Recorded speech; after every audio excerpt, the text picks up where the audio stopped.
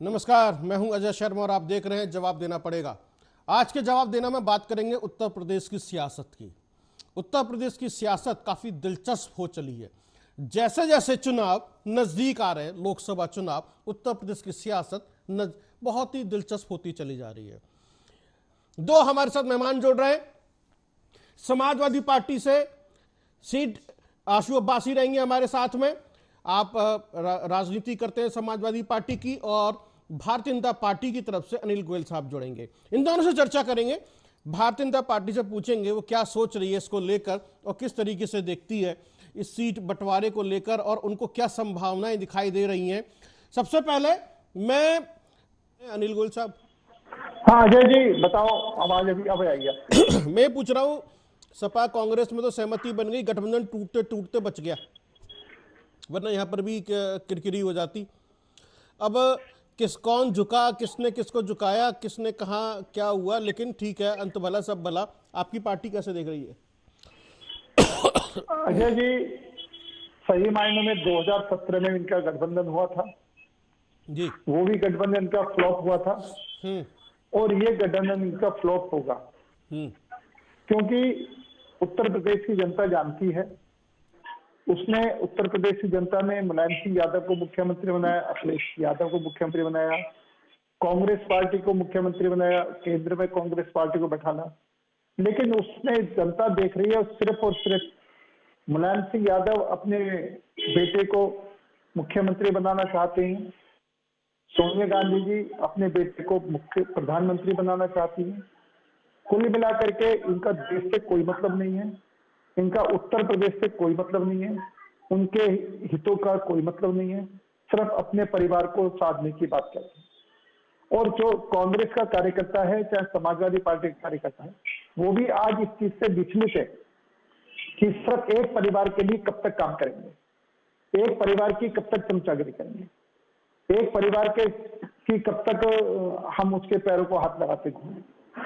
Party ना देश के बारे में सोच रही है, ना प्रदेश के बारे में सोच रही है, ना गरीब के बारे में सोच रही है, ना किसान के बारे में सोच रही है, ना मजदूर के बारे में सोच रही है, ना व्यापार।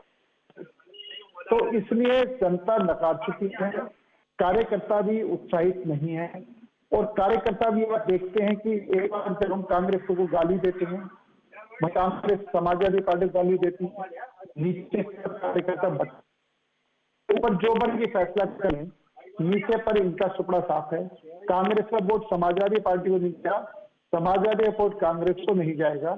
ये दोनों वोट अपने पड़ेंगे, या फिर जो उस समय की परिस्थिति कैंडिडेट से नाराज होगा तो जिस कैंडिडेट को उसका मन करेगा उसको वोट देगा। जब ये लोग अपने स्वार्थ सिद्धि के लिए इकट्ठे हो सकते हैं, अपने स्वार्थ के लिए अपने मतलब एक दूसरे का विरोध करते हुए समर्थन दे देते हैं, सिर्फ हमें सत्ता पानी है, सत्ता पर कब्जा करना है। तो जो छोटा कार्यकर्ता सोचता है, जब ये सिर्फ अपने हित सोच रहे हैं, तो हम भी जहां पर अच्छा लगेगा वहां पर उस पार्टी को वोट देंगे, उस कैंडिडेट को वोट देंगे जिस पर हमारा विश्वास होगा, जो हमारे काम करेगा, जो हमारे प्रदेश के काम करेगा, जो हमारे देश के काम करेगा। तो इसका हमको लाभ मिलने वाला है, नुकसान कतई नहीं है। इन दोनों के गठबंधन से हमको लाभ मिलेगा और इनका पूरी तरीके से सुपड़ा साफ होगा। ठीक है, ऐसा कुछ था अनिल गोयल साहब, आपको लगता है? अजय जी, जो आप कह रहे हो वो तो सारी बात ठीक है। मैं अभी एक बात, अभी समाजवादी पार्टी के प्रवक्ता बैठे हुए हैं जी, मैं उनसे सिर्फ एक बात और करना चाहता हूं कि आप कांग्रेस के साथ जो आपने गठबंधन करा है, कांग्रेस वो पार्टी है जो दक्षिण में जिनके साथ कांग्रेस का गठबंधन है, वो यूपी बिहार वालों को शौचालय साफ करने वाला कहती है। क्या आप उसका समर्थन करते हैं? आप सिर्फ सत्ता पाने के लिए उत्तर प्रदेश और बिहार के मान सम्मान की चर्चा कर, जो विरोध कर रहे हैं, जो उत्तर प्रदेश बिहार वालों गाली दे रहे हैं, आप उनके साथ गठबंधन कर रहे हैं। तो इसका मतलब तो ये है कि आप भी उनका, हमारी उत्तर प्रदेश और बिहार की जनता का अपमान कर रहे हैं।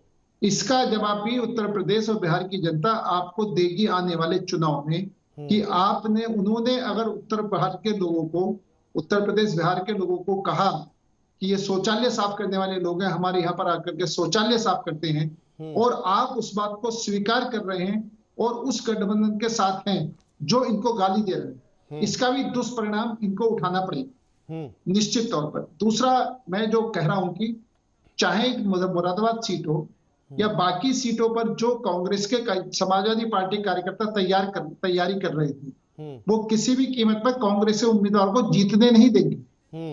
ये उल्टा ये नुकसान होगा कि जो समाजवादी पार्टी कार्यकर्ता वहां पर तैयारी कर रहे थे चुनाव की और आज उनको गठबंधन सीट छोड़नी पड़ रही है, तो वो बीजेपी को जिताना स्वीकार कर लेंगे, कांग्रेस को जिताना स्वीकार नहीं करेंगे।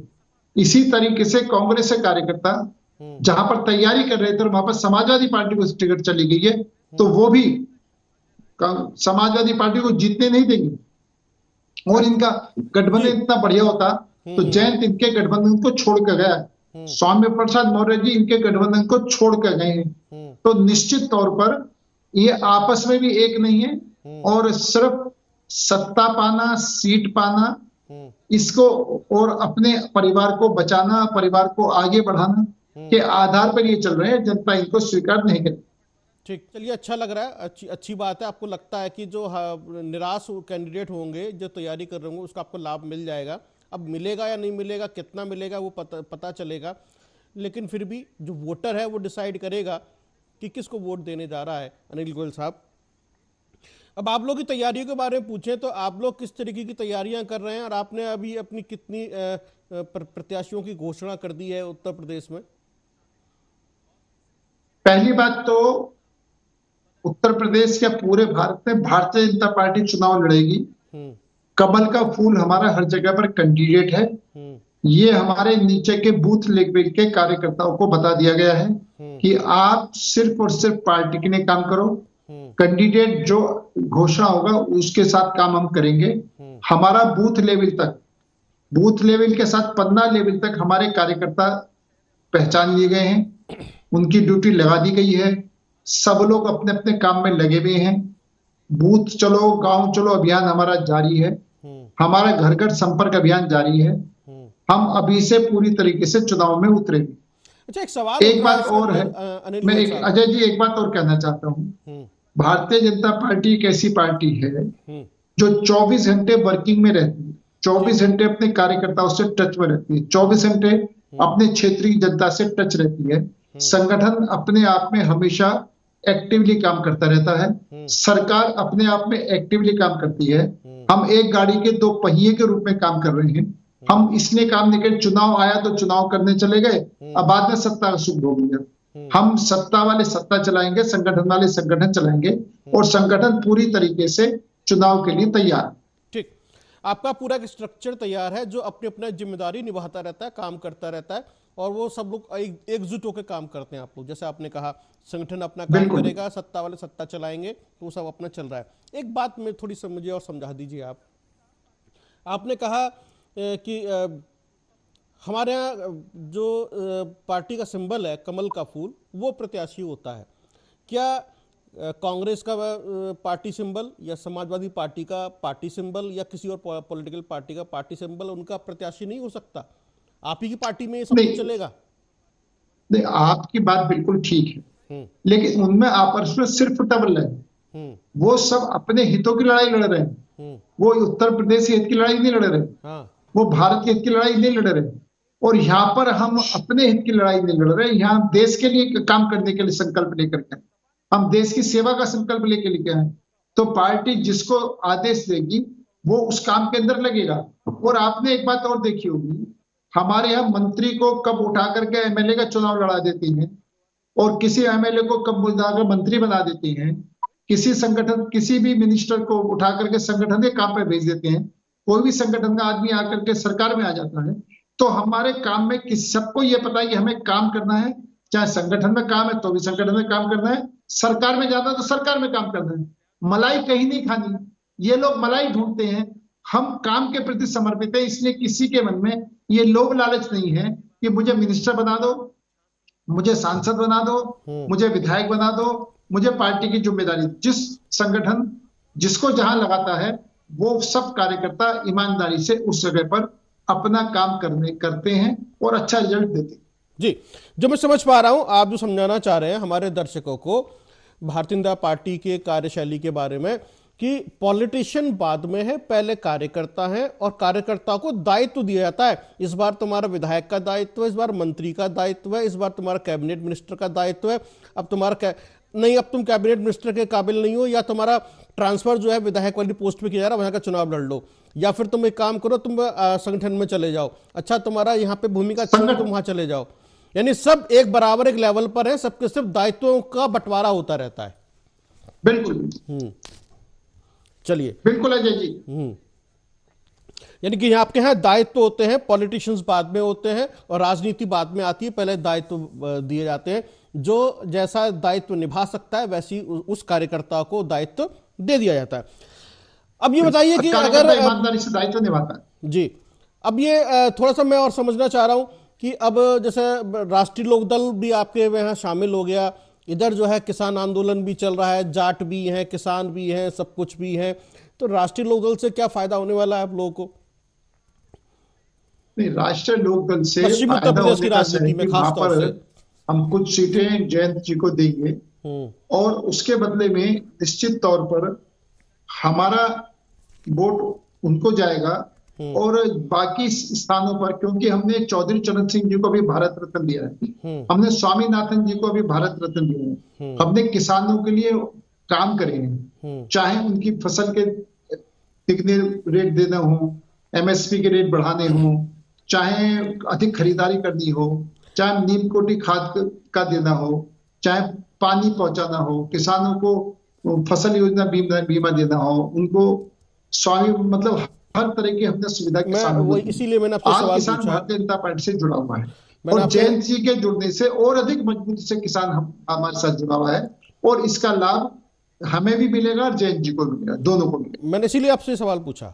आपने भारत रत्न दिया चौधरी चरण सिंह को और स्वामीनाथन जी को, जयंत जी आपके यहाँ शामिल हो गए, इधर राकेश टिकैत ने हुंकार भर दी और कह दिया 21 तारीख को दिल्ली चलो और सिसौली से लेकर खतौली से लेकर गाजीपुर तक, गाजियाबाद तक सड़क के दूसरी तरफ जो ट्रैक्टर खड़ा कर देंगे। अगर हम ट्रैक्टर मार्च नहीं कर सकते, सड़क पर ट्रैक्टर खड़ा कर सकते हैं। और उन्होंने एक बात और कही है, टिकैत परिवार से एक व्यक्ति की कुर्बानी होगी और मैं कुर्बानी देने के लिए तैयार हूं। तो ये जो राकेश टिकैत वहां से हुंकार भर रहे हैं, पंचायत में बोल रहे हैं और जिस तरह कहा जमीन बचानी है तो कमर कस लो, और ये लड़ाई 7 साल चलेगी और 1 साल तक ये समझ लेना कि आपकी फसल हुई नहीं, 1 साल तक ये लड़ना पड़ेगा। तो आखिरकार जमीन बचाने की लड़ाई, अपने आप को बचाने की लड़ाई, और ये जो 7 साल तक ये चलेगा आजादी की लड़ाई, इसका नुकसान है ना।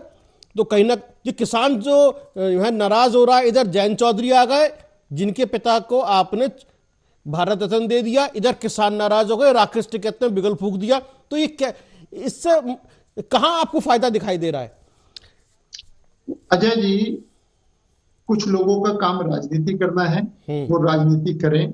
कुछ लोगों का काम किसानों को भड़काने का है, वो उनकी अपनी सोच हो सकती है। किसान, मैं तो सिर्फ एक बात राकेश टिकैत जी से पूछना चाहता हूं कि 2004 से 2014 तक किसानों को क्या मिला, 2014 से 2024 तक किसानों को क्या क्या मिला, इसका तुलनात्मक देख लेंगे तो निश्चित तौर पर उनको ये लगेगा जो इस सरकार ने किसानों के लिए करा है, किसी भी सरकार ने किसानों के लिए इतना नहीं करा। मैं छोटे से सवाल ले लीजिए, किसान आज इस बदहाली में, गोयल साहब छोटा सवाल ले लीजिए, आज एमएसपी की बात कर रहे हैं, एक सवाल ले लीजिए। राकेश टिकैत जी से आपके चैनल के माध्यम से नर्म निवेदन करता हूं कि 2006 से 2014 तक आप कहां सोच हुए थे? क्यों नहीं कांग्रेस से एमएसपी की मांग करी? क्यों नहीं कांग्रेस ने एमएसपी दी? आज कांग्रेस एमएसपी का समर्थन कर रही है, लेकिन जब वो तो राकेश टिकैत कह रहे हैं कि हमने, चाहे ये सरकार हो या पिछली सरकार हो, किसानों ने आंदोलन किया, किसी सरकार ने नहीं सुना। हमें कोई मतलब नहीं है, कोई भी सरकार आए या जाए, हमें तो अपनी मांग से मतलब है ना। वो कह रहे हैं पिछली सरकार को भी लताड़ रहे हैं, वो तो आपकी सरकार को भी कह रहे हैं। और उन्होंने एक बात कही जो भी आपने कहा कि सरकार ने क्या दे दिया, उन्होंने ये कहा 6,000 रुपए जो किसान सम्मान निधि है, क्या ये अमेरिकी डॉलर है? 6,000 क्या होता है 6,000 से, बताइए। हम तो 6,000 दे रहे हैं, इससे पहले किसी सरकार ने दिया था। एक बात, दूसरी बात क्या है कि सरकार को सारा सिस्टम देख करके चलना पड़ता है। आज हम जो है, मैं वो आज जो राहुल गांधी ये बात कह रहे हैं कि हम एमएसपी देंगे, तो राहुल गांधी एमएसपी दे करके दिखाएं। किसानों, भोले वाले किसानों को भड़काने की जगह उनको एमएसपी दें। दूसरा क्या है कि वो कहने में एमएसपी देंगे तो वो हमें ये बताएं कि किस आधार पर बाकी देश का खर्चा चलाएंगे, कितनी एमएसपी देंगे, कितना रक्षा बजट में देंगे, कितना स्वास्थ्य बजट में देंगे, कितना जो साधन सड़क बनाना है, हॉस्पिटल बनाने हैं, स्कूल बनाने हैं, कितना सुरक्षा पे देंगे। जरा वो बजट तो पेश कर देंगे किस हिसाब से वो किसानों को सब्सिडी, चलो ठीक है, एमएसपी देने की बात करें। सिर्फ झूठे वायदे करना, सिर्फ किसानों को बहकाना, और हमारा किसान ये बात देख रहा है कि इन्होंने, कांग्रेस ने भी हमारे लिए कुछ नहीं करा। कांग्रेस ने सिर्फ हमको भड़काया है, हमारा इस्तेमाल करा है। बीजेपी ने फिर भी बहुत कुछ दिया है, बराबर देने में प्रयास कर रही है। हम संकल्पित हैं कि किसानों का दुगनी हो। हम किसानों के, हमने 22-23 फसलों पर किसानों को हम एमएसपी दे भी रहे हैं, और अभी भी हम पूरी तरीके से उनसे बात करने पर तैयार हैं, उनसे बातचीत करने पर तैयार हैं, बातचीत करें, कोई समाधान का रास्ता निकालें। हम किसानों के साथ खड़े भी हैं। हाँ, ये जरूर है कि हमारे विपक्षी दल जो है ये राजनीतिक रोटियां सेकने का प्रयास जरूर कर रही हैं, जो कि उनको कामयाबी नहीं मिली। यानी कि एक तरीके से किसान आंदोलन को जो आप खारिज कर रहे हैं, इसका कोई चुनाव पर असर पड़ने वाला नहीं है, और खासतौर से पश्चिमी उत्तर प्रदेश में कोई फर्क नहीं पड़ेगा, लेकिन जो भारत रत्न दिया है आपने उससे फर्क पड़ेगा और उसका फायदा आपको मिलेगा। हमने सम्मान दिया है, भारत रत्न देने जो ये काम और पार्टी कर सकती थी उन्होंने नहीं करा। हमने तो, चाहे स्वामीनाथन जी हो, चाहे चौधरी चरण सिंह जी हो, दोनों को सम्मान करा है। दोनों किसान पुत्र, दोनों खेती के लिए उन्होंने काम करा है, दोनों को किसानों की खुशहाली के लिए काम करा है, और हमने दोनों को भारत रत्न दे करके पूरे देश के किसानों का सम्मान करा, पूरे देश के मजदूरों का सम्मान करा। तो हमने तो सम्मान करा है, जो और पार्टी कर सकती थी उन्होंने नहीं करा, हमने सम्मान करा है। वो सिर्फ घड़ियालू आंसू बहाते हैं, करते कुछ नहीं है, और हमने करके दिखाया। ठीक है, आज के जवाब देना पड़ेगा मैं इतना ही। बहुत बहुत धन्यवाद। देखते रहिए आप आर्या न्यूज।